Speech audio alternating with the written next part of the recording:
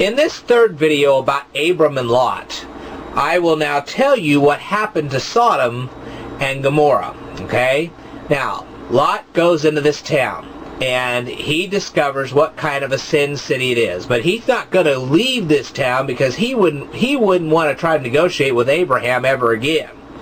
He's just determined not to do that. Now, that became a big mistake. Well, anyway, Abraham is out in Canaan. He's making his life for himself. And all of a sudden, God shows up and he says, look, he says, I am going to stone Sodom and Gomorrah and all that land around there. I'm going to stone every man, woman, and child in those towns. Now, notice what I said here. Every man, woman, and child. This is going to become very important as I continue the story. Well, of course, Abraham, knowing that Lot is in that town, and he may have had some conflicts with his brother, but he was not going to see his brother being killed by a bunch of fireballs. So he says, please, Lord, if there are 50 righteous people in the town of Sodom, will you spare it? God says, all right, I'm going to send 2 angels down there. If those 2 angels find 50 righteous people in the town of Sodom and Gomorrah, it will be spared.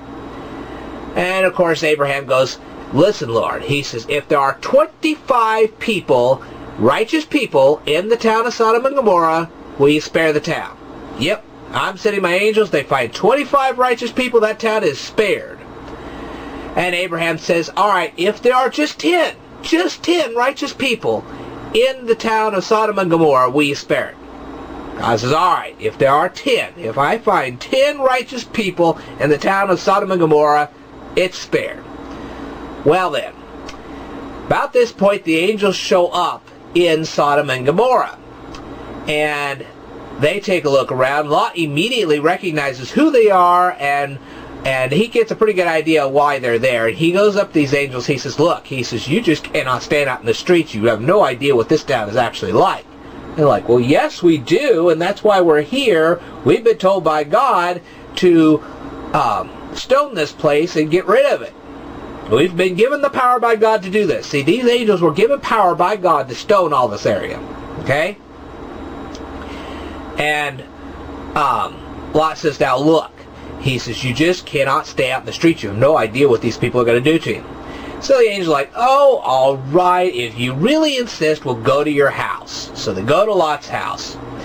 Now, here comes these guys. Now, there are guys in the city of Sodom and Gomorrah that know about these new guys. They didn't know they were angels, but they knew that these were very nice-looking male angels. But these guys didn't know they were angels. They just thought, well, these are brand new, nice-looking guys. So these guys in Sodom and Gomorrah, they come out. All right? Now, notice what I had said previously. Every man, woman, and child in that town was to be destroyed by God through fireballs. Okay? And,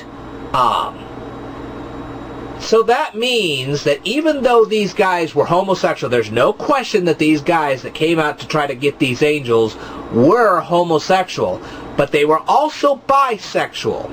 You can't have a town where babies are being born and say the whole town is nothing but a bunch of homosexuals. Because if you do, homosexuals do not give birth to babies. Okay? Especially back at that time, because they didn't have artificial insemination like they do today.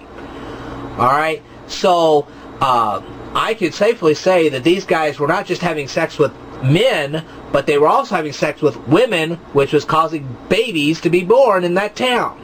Okay? Now, they were also polygamous. If they're having sex with men and women, then that makes them polygamous. Okay? And I'm pretty sure that they were practicing bestiality as well. I don't know if the Bible can confirm that, but I'm pretty sure they were practicing bestiality, because they're going to have sex with men and with women. Well, what's to stop them from having sex with animals too? Okay?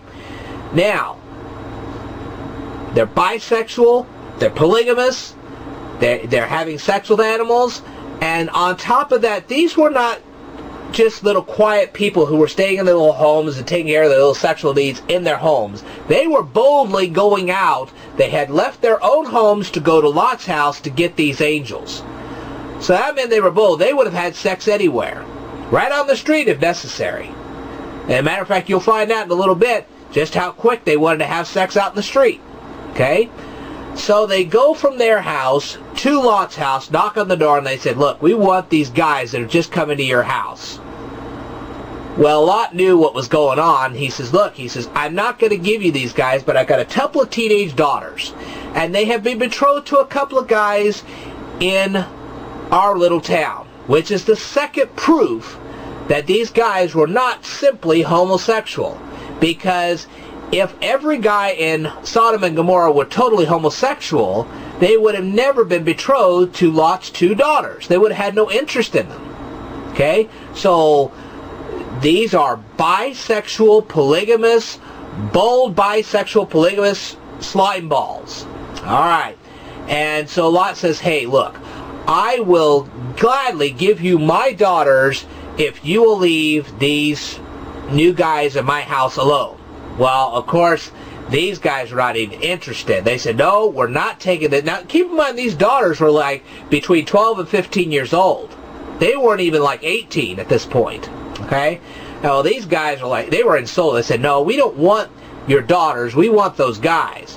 Well, these guys stepped out, these angels, and they immediately blinded all these guys that were trying to go after them.